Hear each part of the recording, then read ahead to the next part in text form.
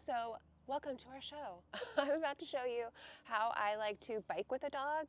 This is our newest board and train in who is pretty anxious, reactive on leash, and I haven't really worked with him on heel on the walk, but sometimes before I do that with a higher energy kind of dog, I like to bike with them with using the e-collar as a boundary setter. So I'm going to talk you through as I'm doing it when I'm using the e-collar and why.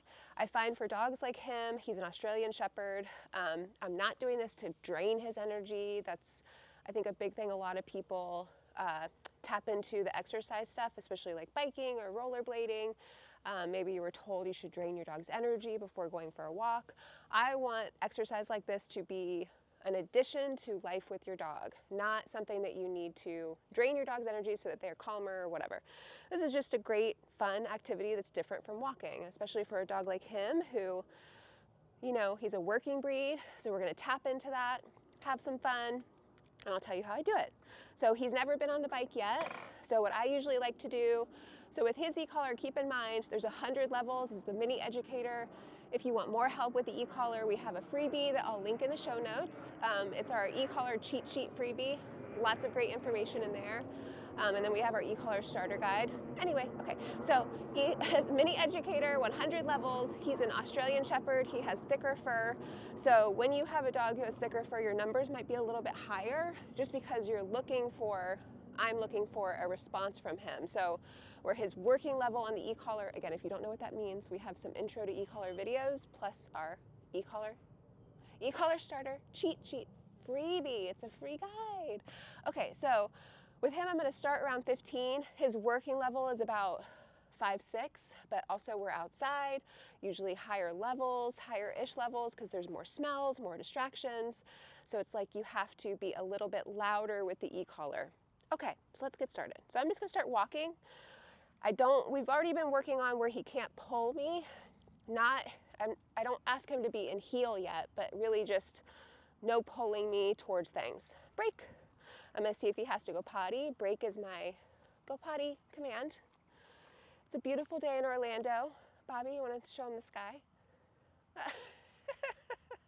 So I'm wearing a sweater, but most of you are in full winter gear right now where it is actually super cold. To me, this is just chilly. To you, it'd be tank top weather, I assume. Okay, so you can see he's kind of all over the place. So I'm gonna give him, first of all, I don't know how he feels about the bike.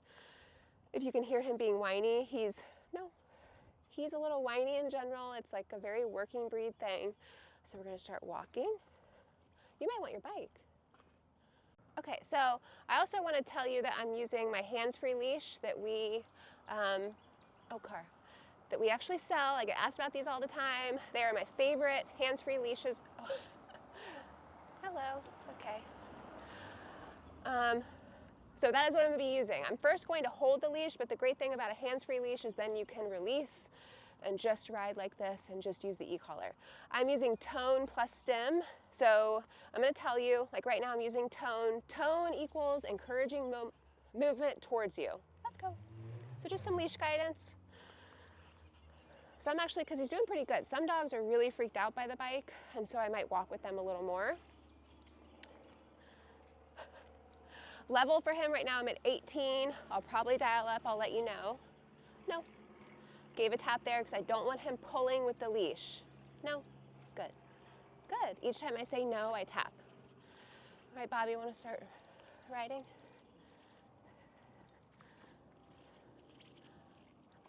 Good. So anytime that I'm giving leash guidance toward me, I'm going to do a tap, tap on tone. This probably looks so dangerous. I've done this before, so I know what I'm doing. Don't worry about me. Okay, so I'm going to give a tap, tap. Let's go this way, Bobby. Tap, tap on tone. Leash guidance towards me.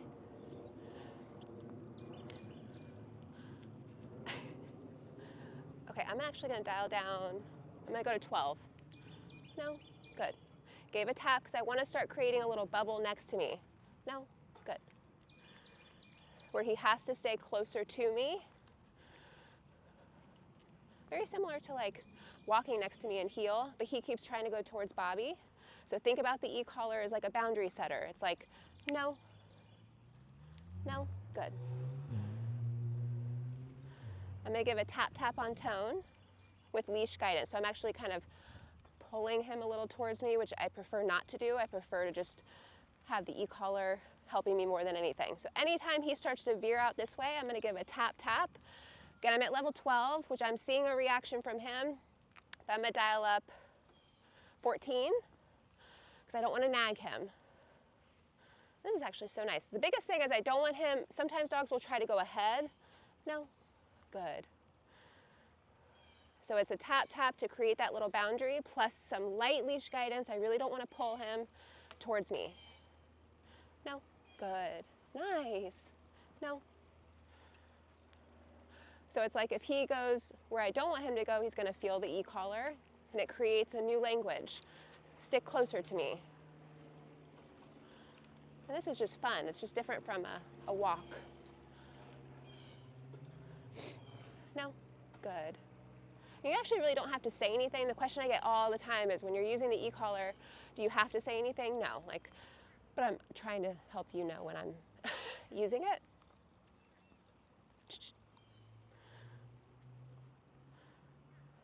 No. So again, I want him to walk or jog right here. Let's go this way, Bobby. Tap, tap on tone when we move to the side.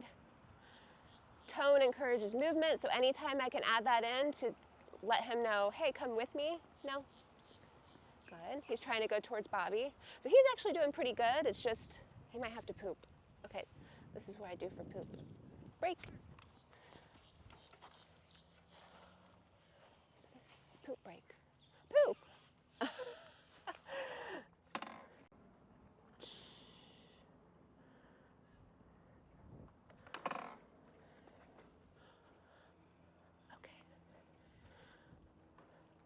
All right, so he is a reactive dog. There's a dog up here. So I'm going to dial up on my e-collar. I'll tell you after what level.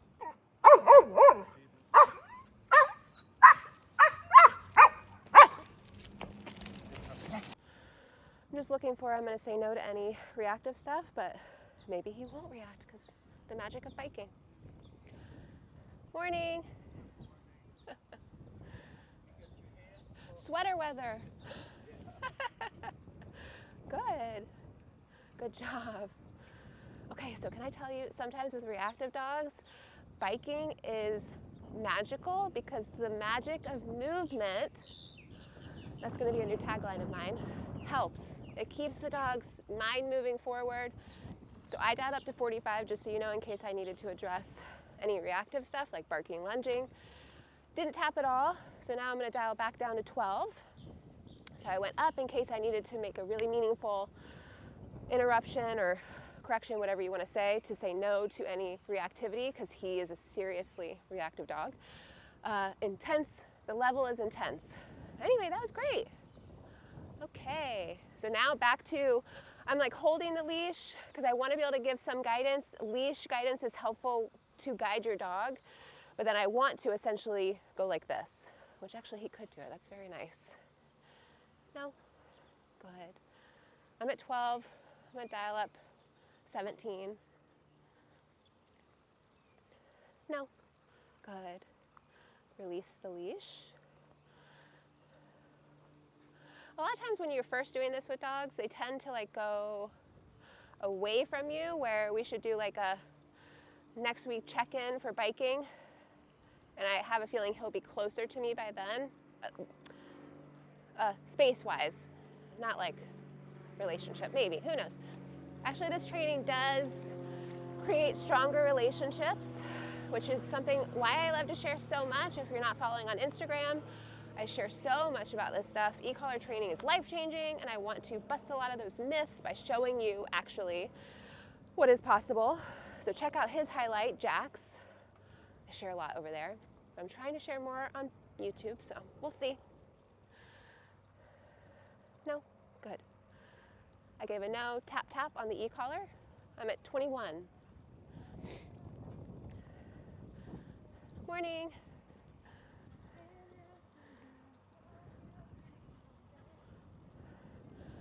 She's singing. Tap, tap on tone. No. Again, I'm just creating like a little where I want him to understand that When my bike moves, you move with me. Very similar to on the walk. When my body moves, you move with me. That's why heel is so great. There's another dog up here. We're just going to test it and see how he does. But oh my gosh, he is such a natural. I'm telling you, biking is so fun.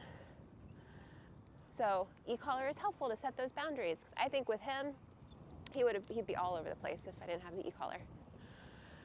Another dog in a sweater. And you can hear me, Bobby, so I'll go ahead really right here. No?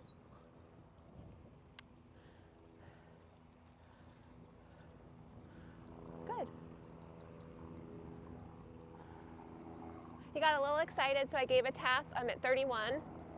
So again, now there's no dog, so I'm going to dial back down to 16. Let's see. So again, this is not an exercise to drain his energy so that he's calmer. It's really just fun. It's like, I don't know, this is really fun to do. It's a nice alternative to walking. I love doing it. All right. So again, back there, I tapped. He gave a little because when you're using levels around other dogs, which is his trigger as a reactive dog, you want it to mean something. And usually it will be a little uncomfortable. But if you could see, like, if I don't hold it, he goes out a little bit. I want him to be more like here. Okay, let's see. No? Good. Just to create, he's a dog that needs boundaries, so this is such a great exercise.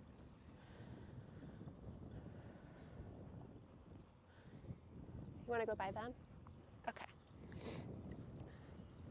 Let's see, another person with two dogs. So let's see, this is documentary style. And I'm looking always for, does he see them? Do his ears perk up? Yes. I'm not gonna, I'll tell you when I use the e-collar. No. Good. No. No. We keep our cool. He's getting a little worked up. It's kind of like when a dog's not allowed to react, like they're reacting, things tend to, I think of it as like bubbles fizzling to the top. So this is like the, hello. I'm saying hello, he can't hear me, he's in the car. But like with his, like the whiny, excited stuff, that's why giving some leash guidance, using the e-collar, I'm at 39. So that's the level that I used when he started to, even though there's not like a clear line of where I don't want him to cross, he was starting to get amped up and like move forward. So just to interrupt that excited mindset, which is where the reactivity stems from, I gave a tap on the e-collar, and you could see he kind of like de-escalated a little bit, or just like was like, oh, okay, which is what we want. All right, so I hope that that's helpful. Again, with this first bike ride, and he is a pushier dog. He's a working breed, so it's not like working with a super sensitive, he sees a trash bag. So I tap on tone just to like get him to keep moving with me. But he's a very determined dog. So all dogs are so different. Some dogs I work with, they're really sensitive to the e-collar. Oh, bike person. Hello. Didn't say hi. Okay. So, but with him, he's about 2 years old. That's usually when dogs get a little extra pushy. So it makes sense that he's kind of pushing these boundaries, and where the levels that I'm using really aren't that meaningful for this. But again, this is the first bike ride. I really just don't want him pulling me towards things, but this isn't that bad, to be honest. This is what I ideally want to be able to do. But he's pulling a little bit on the leash, so I gave a tap. I'm at 33. That was more for the reactivity, but a lot of times when the question I'll get is, well, what if I use a level that's too high? Like that 33 was meant to be a level for the reactive stuff, for those bigger moments.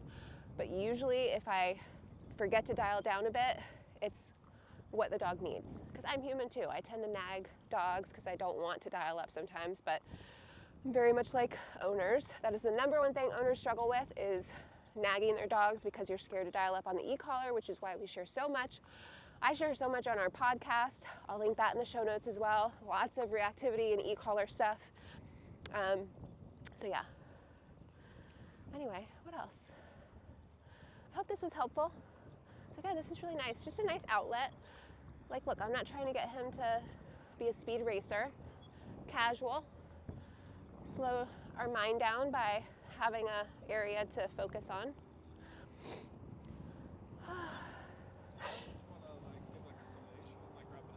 Oh, sure.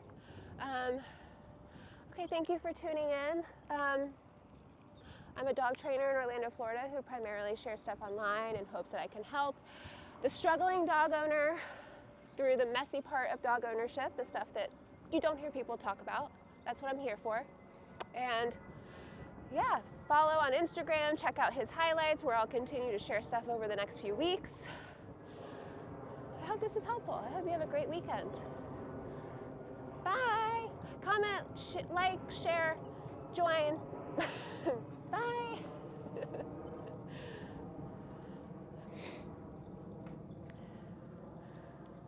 Good. Can you take a picture of us? That was good, right?